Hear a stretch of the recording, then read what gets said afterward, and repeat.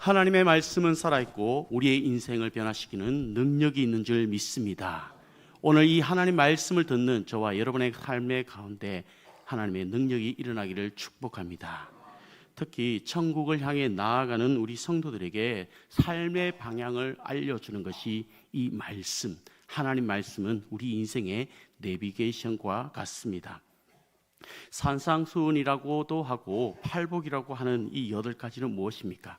심령이 가난한 자는 복이 있나니 천국이 그들의 것이며, 애통하는 자는 복이 있나니 그들이 위로를 받을 것이며, 온유한 자는 복이 있나니 그들이 땅을 기업으로 받을 것이며, 그리고요, 의를 의에 줄이고 목마른 자는 복이 있나니 그들이 배부를 것이며, 긍휼히 여긴 자는 복이 있나니 그들이 긍휼히 여김을 받을 것이며, 마음이 청결한 자는 그들이 하나님을 볼 것이며, 화평케 하는 자는 복이 있나니 그들이 하나님의 아들이라 일컬음을 받을 것임이라.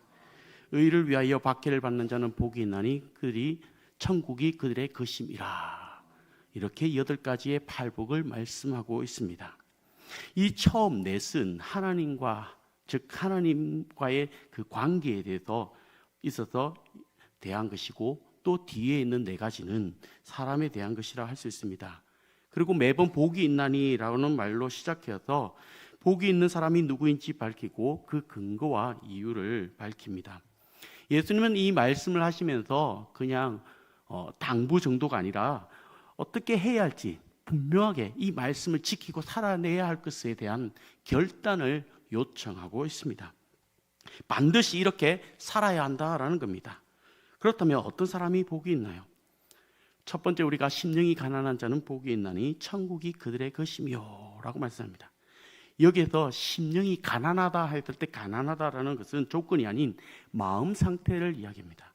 하나님을 향한 마음의 상태, 가난한 마음을 갖는 것, 바로 이러한 자가 하나님의 은혜를 입는다라는 사실입니다. 이러한 자세를 가진 사람은 하나님에 대해서 가난하기 때문에 하나님을 찾고 간절히 매달립니다. 절박한 심령으로 하나님을 구할 때 얻게 되고 천국을 얻습니다. 이러한 자는 하나님의 말씀을 듣고자 하게 될 뿐만 아니라 믿음을 지키게 된다는 사실입니다. 결국 우리의 신앙을 지키게 되는 힘도 바로 가난한 심령에서부터 출발한다 할 수 있습니다. 두 번째, 애통하는 자는 복이 있나니 그들이 위로를 받을 것이며 라고 말씀합니다. 이 애통한다 했을 때 이 애통은 즉 하나님과의 관계에서 하나님 앞에서 애통하는 자를 말합니다. 하나님과 나와의 관계 속에서 우리가 애통해야 한다 하는 사실입니다. 사실 하나님 앞에서 우리는 자신이 쓸 수 없는 죄 때문에 눌리고 괴로워서 애통해야 한다라는 사실입니다. 가난한 마음이 또 이것도 오는 것이라 볼 수 있습니다. 하나님을 소중히 여기고 때로 우리 삶에 내가 필요로 하고 내가 원하는 대로 내 욕심대로 쫓겨서 살아가는, 그것을 위해서 달려가는 우리 모습, 그 속에서 하나님을 잃어버렸다는 것 때문에 탄식하고 애통하는 마음이 있는 사람, 이러한 사람이 하나님의 그 위로를 받을 뿐만 아니라 그분의 품에 안기게 될 줄 믿습니다. 애통하는 자를 바로 하나님이 죄사함을 통해서 우리로 하여금 진정한 위로를 허락해 주십니다. 또한 세 번째, 온유한 자는 복이 있나니 그들이 땅을 기업으로 받을 것이며 라고 말씀합니다. 이 온유 또한 하나님에 대해서 마음이 부드러운 것을 말합니다. 순종적인 것입니다. 내 뜻과 방향이 박살나고 깨지더라도 나는 그때 하나님에 대해 어떻게 할 것이냐 하는 겁니다. 이때 온유한 사람은 하나님의 인도하심과 주권에 대해서 불평, 원망하지 않고 잘 따르는 것입니다. 그래서 하나님의 뜻이 내 뜻과 달라도 겸손히 순종하는 겁니다.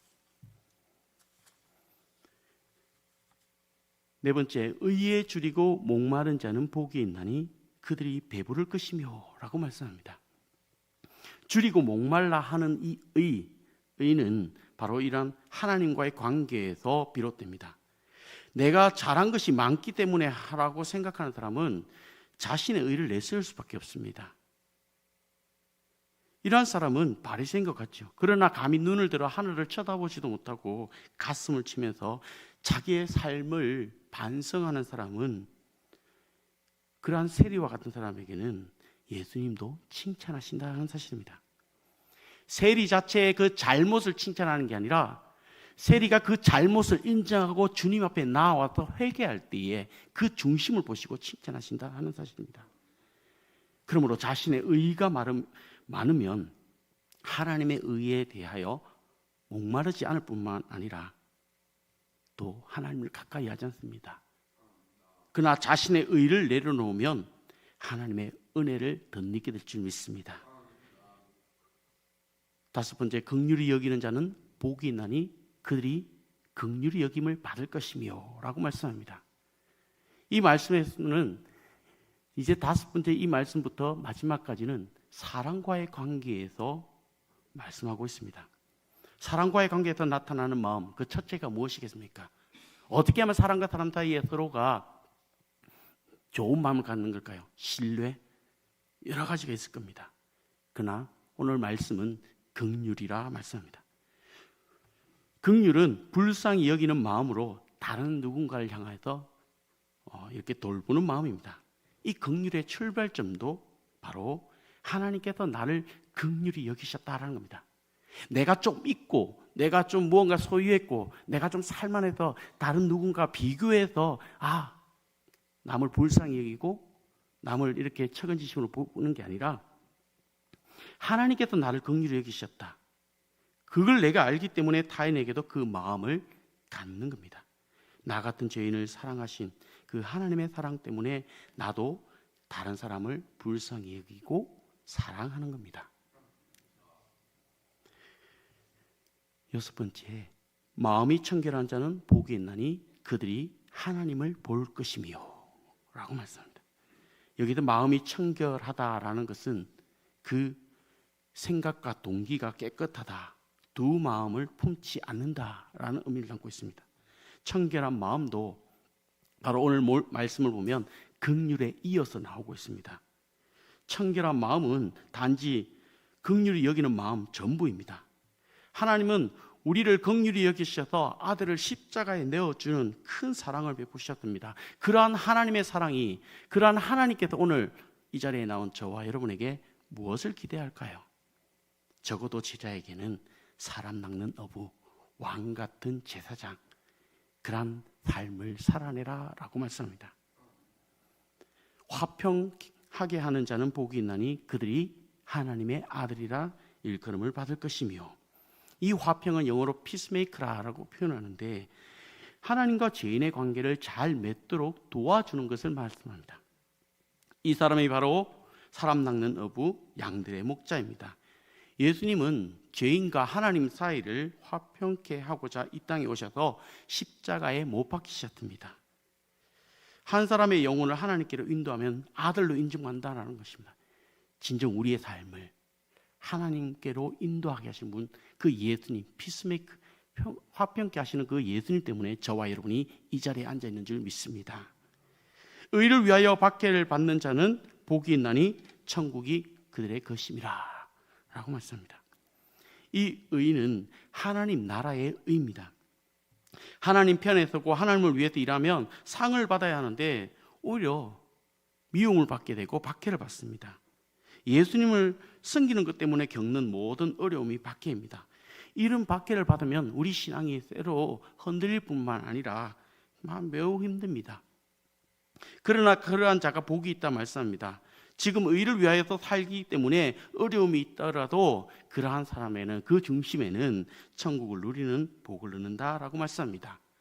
그런데 계속해서 11절 12절 말씀을 보면 박해가 점점 더 심해지고 있습니다. 그런데 주님은 이를 향하여서 또 이러한 믿음의 길, 이런 신앙의 길을 걸어가는 자에게 기뻐하고 즐거워하라 라고 말씀합니다. 예수님 때문에 괴롭힘을 당해도 힘든데 예수님은 우리에게 기뻐하고 즐거워하라, 이 또한 하늘에서 받을 상이 크다라고 말씀합니다. 사실 우리 삶은 박해를 안 받고 싶습니다. 그런데 예수님은 우리가 제대로 믿으려 하니까 원치 않는 박해가 찾아오는 것입니다. 그래서 예수님 때문에 박해를 받는다면 감당하라 라고 말씀합니다. 이렇게 팔복을 가진 성도가 세상에서의 역할은 무엇이겠습니까? 어떤 존재로 살아가야 함을 말합니까? 바로 5장 13절에서 16절에 말씀하고 있습니다. 세상의 소금, 세상의 빛, 그리고 선한 행실로 살아라라고 말씀합니다. 팔복을 가진 자가 짠맛을 낼 때 세상의 부패를 막을 것이고 천국 복음을 가진 자가 어둠을 밝혀낼 것이라 말씀합니다. 그렇게 할 때 예수님은 착한 행실로 아버지 하나님께 영광 돌릴 수 있는 삶이 된다라고 말씀합니다. 16절 말씀을 다 같이 합독하겠습니다. 시작. 이같이 너희 빛이 사람 앞에 비치게 하여 그들로 너희 착한 행실을 보고 하늘에 계신 너희 아버지께 영광을 돌리게 하라. 아멘. 우리가 드러내야 할 착한 행실은 천국 복음, 하나님 아버지 때문에 짬만 내고 빛을 내는 삶, 그러한 행동이 바로 착한 행실이라고 말씀합니다. 내 기준이 다르고 내 기준이 세상과 다르고 세속적이지 아니하는 것, 하나님을 구하는 그 삶의 모습 때문에 나타나는 행실이 바로 천국 복음을 가진 자의 삶의 모습이다 하는 사실입니다. 예수님께서 전하시는 이 천국 복음을 들을 때에 우리 삶에 적용하기가 참 매우 힘든 부분이 있습니다. 당시 유대인들도 그렇듯 가장 문제되는 것이 율법입니다. 그들의 생활 사상은 1500년 가까이 율법 세계에 살아왔습니다. 그런데 주님이 전하시는 이 복음은 그들이 살아온 율법과 부딪히는 것 같아서 그들의 마음 상태는 매우 신기가 불편했습니다. 이 장벽을 넘어야 예수님이 전하시는 복음이 제대로 전해질 수가 있습니다. 그래서 예수님은 율법에 대한 그릇된 이해를 바로 잡음으로써 천국 복음으로 나올 것을, 그리고 천국 복음을 받아들일 것을, 천국 복음 앞으로 나올 것을 초대하고 계십니다. 그래서 예수님이 전하시는 이 율법가는 17절 말씀입니다. 내가 율법이나 선지자를 폐하러 온 줄로 생각하지 말라. 폐하러 온 것이 아니요 완전하게 하려 하심이라. 아멘. 지금 예수님이 말씀하시는 이 율법은 사실 유대인들이 지금까지 배웠던 그 율법과 아주 달랐습니다. 예수님의 가르침과 달랐다는 사실입니다. 그래서 참 많이 오해를 했습니다. 배운 그들의 가치관과 그들이 배워왔던 모든 사상들이 이 자신들의 삶의 가치관과 신앙을 무너뜨린다라고 생각했습니다. 그러나 예수님의 이 말씀을 하신 의도가 무엇입니까? 바로 완전하게 하신다라는 겁니다. 완전하게 하신다라는 것은 꽉 채운다, 즉 완성하다라는 의미입니다. 구약의 율법을 통해서 전해진 거기에 율법의 메시지를, 부족했던 메시지를 꽉 채워서 완성한다라는 말씀입니다. 얼마나 이 율법을 제대로 이해하고 지키느냐라는 것이 이 삶의 행위의 문제라고 말씀하고 있습니다. 왜 이렇게까지 예수님은 말씀하실까요? 지금 예수님이 말씀하시는 이 더 나은 의는 무엇이겠습니까? 바로 당시 바리새인들, 서기관들, 그들이 내세웠던 종교의식, 외적인 행동이 아니라 내면적이고 근본적인 것, 양적인 것이 아니라 질적인 의미를 말씀하고 있습니다. 즉 율법을 주신 하나님의 그 근본 정신을 지켜내라라고 말씀하고 있습니다. 예수님을 믿어서 우리가 구원을 얻지만 결코 율법과 전혀 상관없는 삶을 사는 것이 아닙니다. 오히려 믿음으로 의를 갖고 그 은혜의 감동으로 율법이 전하고자 하는 본질을 깨닫고 지켜나가야 합니다. 그 구체적인 예로 6가지를 얘기해야 합니다. 살간이 맹보원, 살인하지 말라, 간음하지 말라, 이혼하지 말라, 맹태하지 말라, 보복하지 말라, 그리고 원수를 사랑하라. 6가지를 말씀합니다. 그리고 뭐뭐 하였다는 것을 너희가 들었으나 나는 너희에게 이르노니 하는 식으로 재해석을 해주고 있습니다. 배분 패턴은 똑같습니다. 우리가 가져야 할 이 율법에 대한 근본적인 이유와 더 나은 의가 무엇인지 깨닫고 지키라라고 말씀합니다. 첫 번째 10계명 중에 6계명이라고 할 수 있는 살인하지 말라라는 계명은 당시 유대인들이 고의로 사람을 죽이지만 않으면 지킨 거라 생각했습니다. 사실 이 말씀을 주신 이유가 무엇입니까? 그 근본 정신은 생명 존중입니다. 그러나 이들은 그걸 알지 못했습니다. 이와 더불어 형제에게 욕설을 퍼붓는다. 이것은 무시를 넘어서 모독이요, 인격 모독, 인격 살인, 이것이 심해지면 더 큰 범죄가 일어나게 되죠. 이를 위해서 예수님은 23절에 해답을 알려주십니다. 사람들에게 상처 준 것이 있으면 먼저 해결하려는 마음을 갖는 것이 하나님과의 올바른 관계다라는 사실입니다. 뿐만 아니라 나를 고발하는 자와 함께 있다면 문제가 더 심각해지기 전에 먼저 해결하라고 하십니다. 그래서 우리가 신앙 이야기하기 전에 내 신앙을 내세우기 이전에 다른 사람을 먼저 살피는 마음을 갖는 것입니다. 신학교에 처음 들어갔을 때 목회자에게 설교하시는 한 목사님이 이런 얘기를 합니다. 훌륭한 목회자가 되기 전에 인간이 먼저 되라. 이런 말을 하셨습니다. 참 인간 이 인성을 먼저 갖추는 것이 참 중요하다 생각되었습니다. 두 번째, 간음도 살인, 우상숭배와 같이 3대 중대 범죄에 해당했습니다. 그들이 간음하지 않으면 지켰다라고 생각했습니다. 그러나 근본적으로 사람에 대한 이해가 잘못되었습니다. 그래서 주님은 음욕을 품는 자마다 이미 간음했다라고 말씀합니다. 당시 그들은 여자를 인격이 아닌 욕망을 채우고자 하는 수단으로 본 것입니다. 여기에서 이 말씀의 진정한 의미가 뭘까요? 우리가 철저히 죄의 유혹과 싸워야 한다라는 겁니다. 우리는 상대가 바로 하나님의 형상을 가진 자임을 알고 타인 또한 아름답고 고귀한 그런 인격임을 깨달아야 할 뿐만 아니라 그들에게 존중하는 마음을 가져야 할 것을 말씀합니다.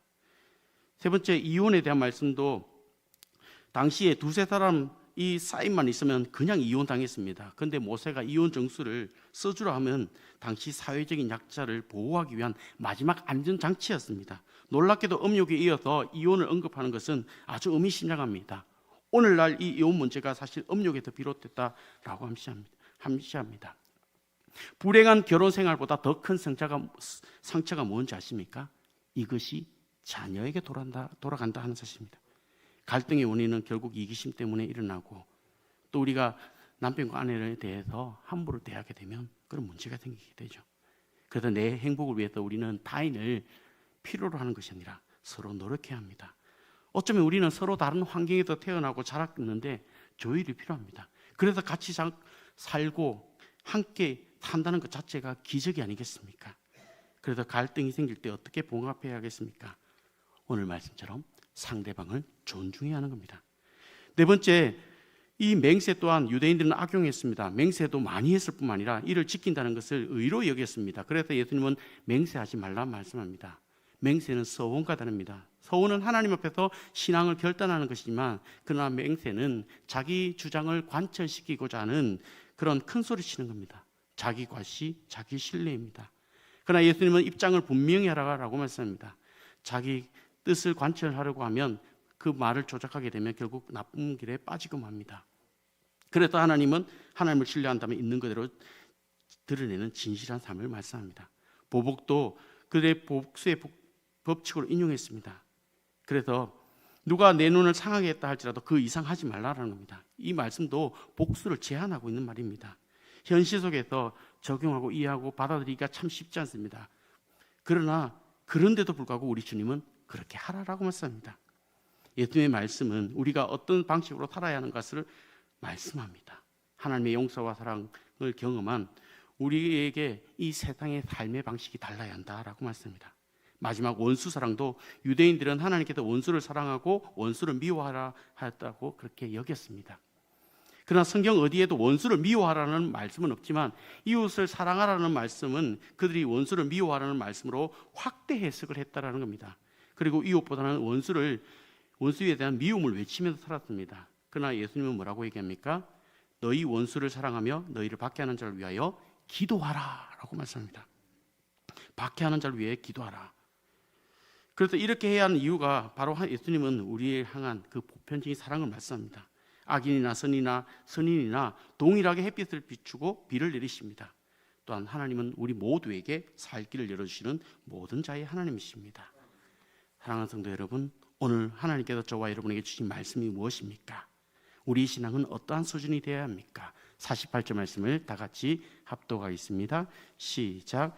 그러므로 하늘에 계신 너희 아버지의 온전하신 것 같이 너희도 온전하라. 아멘. 우리 스스로 우리가 하나님처럼 온전해질 수 없습니다. 온전하라는 말은 부족하지만 성숙한 삶을 위해 살라라는 것입니다. 나의 부족함을 알고 성숙함을 채워가는 삶을 살라라는 것입니다.